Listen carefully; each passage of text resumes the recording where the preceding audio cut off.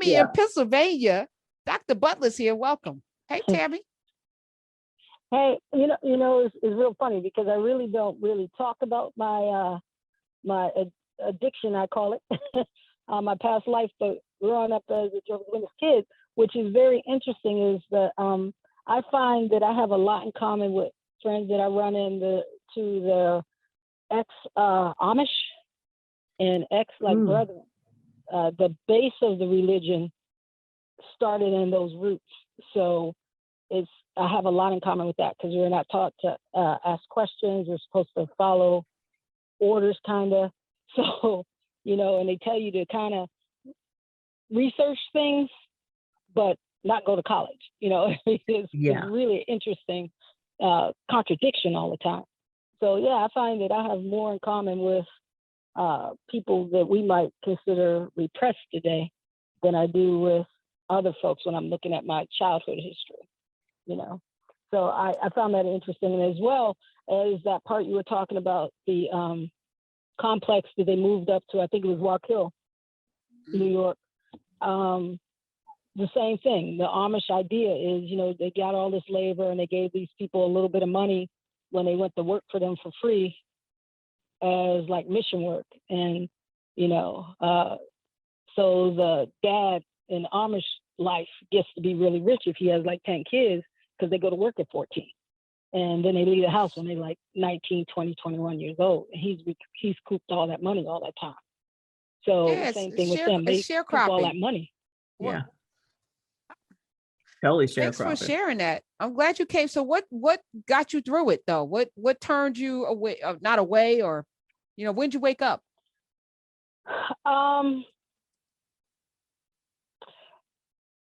Honestly, the whole thing had to do with sexuality when I found out I was a lesbian.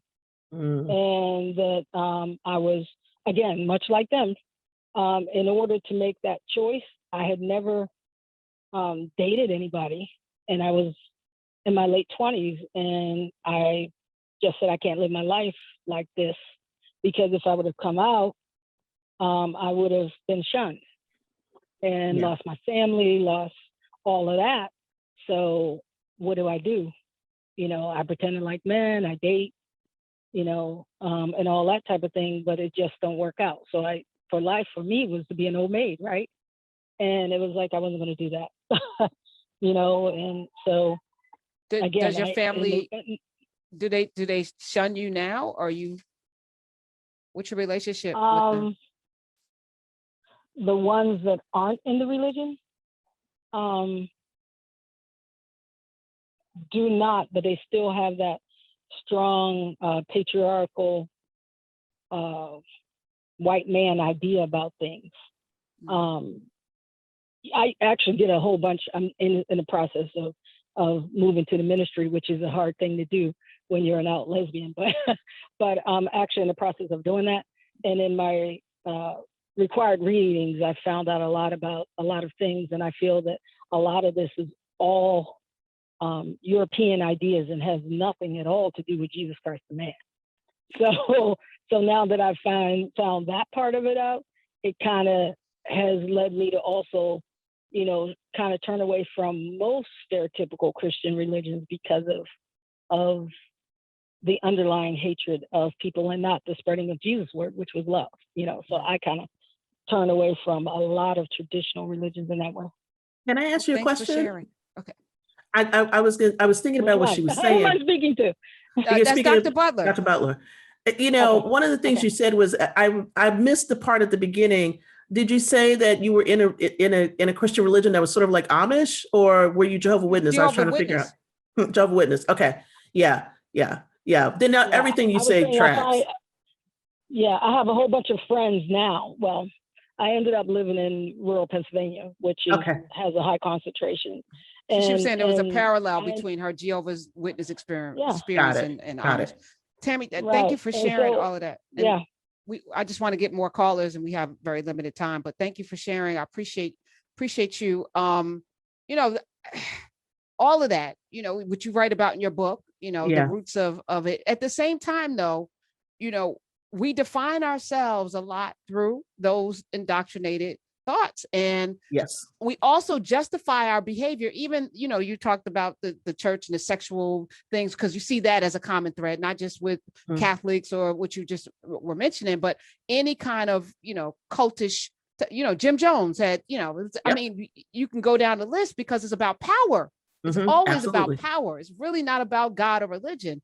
So yeah, we should examine all of that. Alan Jones, Papa 1050 on Twitter, has a question for you, Dr. Butler. Sure. He said, I've read that Billy Graham regretted being involved politically toward the end of his life. He died in 2018. Is that correct? Well, I think he regretted it, but I think what he regretted was the fact that he got outed about a lot of this stuff, and he got a chance to see how his son acted. So I think, I wonder about when those statements happen. And I always think about he regretted certain things that he did. He regretted being caught on tape. If he said it after that, the Nixon tapes came out, and we all found out the kind of stuff he was agreeing with. Well, of course he regretted it, because he got outed. He got outed as being, basically anti-Semitic and all this other stuff. And that was an embarrassment to him. He always wanted to be like this upstanding man, and that whole thing got besmirched. So, yeah, I mean, I think one of the things people need to be careful about is anything you think that Billy Graham said after 2000 probably wasn't him saying it. It was probably Franklin, because he had been in a kind of a debilitated state anyway. And so these kinds of things where people were saying, well, Billy Graham said this, that, or the other, I think that stuff all got filtered through basically Franklin Graham, who was a hot ass mess. 866-801-8255. So tonight you're tweeting. Why are you involved in the live tweeting of this documentary? Well, first of all, you're going to see me on the screen. So that's one of the reasons why. Oh, you participated in the documentary. I participated in the documentary. All right. There we go. That's why I'm going to be live tweeting. And I'm going to be on with Kevin Cruz on Wednesday on a panel for PBS talking about some of these issues to sort of, kind of give people a chance to talk about questions. But I think, the other part of this that's important is that you are going to see Black people on the screen tonight talking about Billy Graham. Jamar Tisby will be on. The dean of Wake Divinity School, my friend Jonathan Walton, will be on. And, we're speaking to parts of the racial situation with Billy Graham. But I also think, for a lot of people, this is a political story. And, we've got a lot of religion and politics right now. And I keep, people keep wanting to frame this like church and state. I'm like, throw that out. That's not the question here. The question is how religion has influenced our politics and continue to influence our politics. And that, don't nobody care what Thomas Jefferson said. They didn't care back then. Now they really don't care. But it's not really about churches, because we got a whole bunch of other religious actors that are acting outside of churches to influence politics. And Billy Graham is just a big part of setting up that apparatus. And you need to understand who he is, what he did, and does that jibe with what things have turned out to be.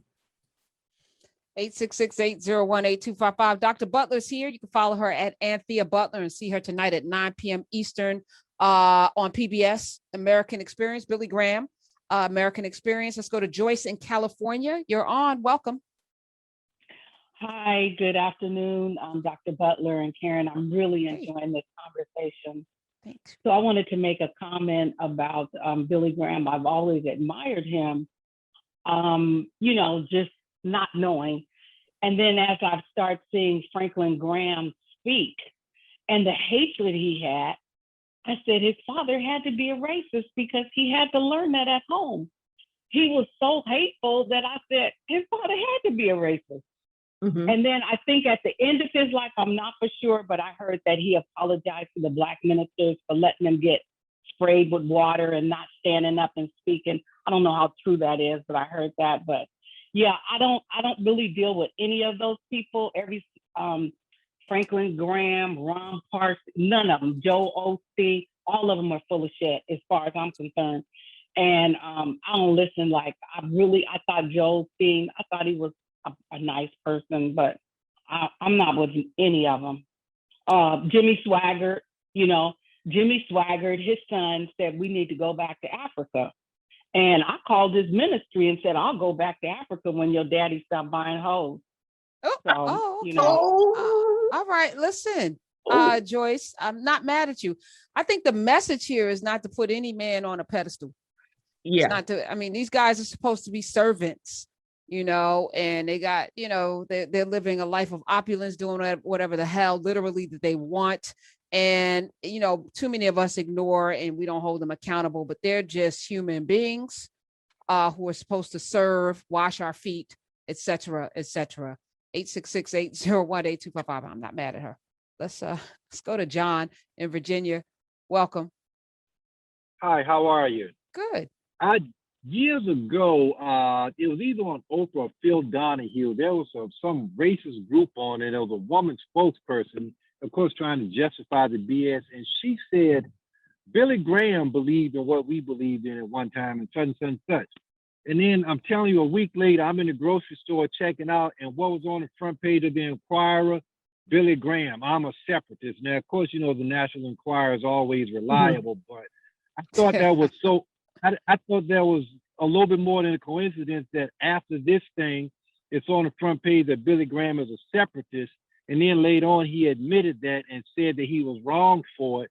And I always had a hard time separating a separatist from a racist. So I'm not surprised about this stuff, but I always wondered how he got to be America's evangelist, if you will, how he just got to be the chosen one to be so close to presidents, because he never did anything for me as far as a minister. He never moved me.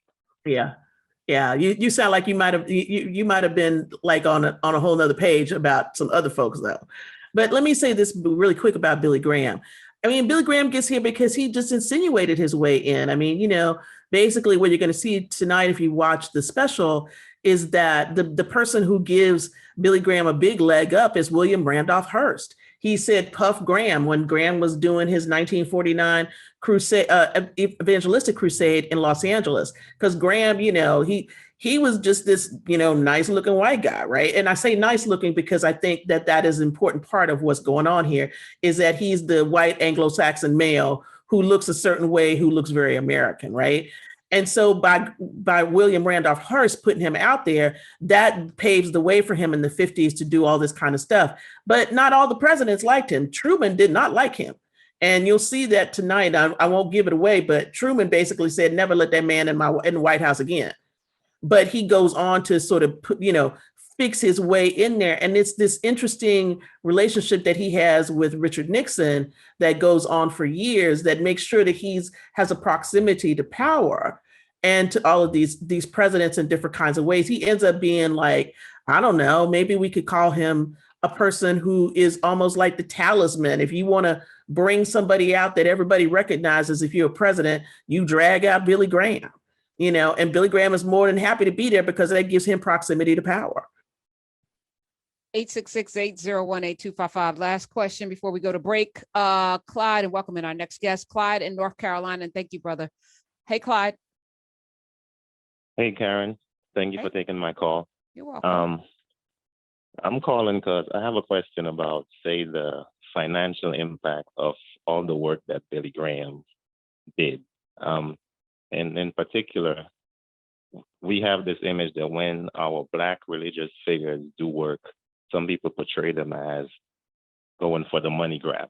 But when other people do it, it's fine. They don't have that stigma that comes with it. And particularly in other countries, that's the image we see. So I was just wondering if Dr. Butler could provide any further information on that financial impact. The financial impact of Billy Graham? Right. Yeah. The Billy Graham Evangelistic Association raised millions and millions and millions of dollars. Okay. But you see, part of that has now flowed into some other kinds of areas. So the Evangelistic Association still exists. Now, the money you ought to be looking at really is not just that money, but Franklin Graham's money. Samaritan's Purse is the one that's really interesting to me, because on the one hand, if you remember, they built up these big tents in Central Park when it was supposed to be at the beginning of the pandemic, and they didn't really house anybody there. But you saw all of that stuff that happened, right? And they said, oh, we just didn't use it. He could have done that in some other places and he didn't do it. So my question is when you start to pull those tax returns and things that, the public filings that you can see, what's going on with Samaritan's Purse? I've had a lot of questions about that. Now, on the other hand, they do some good work when stuff happens with hurricanes and stuff. They bring food down, they do all this stuff. But like any ministry, the money is in part going into the things that are doing in the ministry, first of all, but then some of that flows into the family, obviously. And I think, there's a conversation to be had about Graham's family in total, not just with Billy Graham, in terms of how much wealth they had, how much of this wealth came through the Billy Graham Evangelistic Association, how much of that flowed into, Franklin Graham and the kinds of things that he's done with Samaritan's Purse and others. And, honestly, I'm going to be here. Today is tax day, and I'll say it out loud. I think a lot of these things should be taxed because they make a ton of money and they are outside of the purview of the government, and they can spend their money in different kinds of ways. And a lot of these things are spending their money on political activity and action. And that's why you're seeing what's happening with the Supreme Court and all the rest of this stuff today. There's a lot of things that are happening that a lot of this religious money is fueling.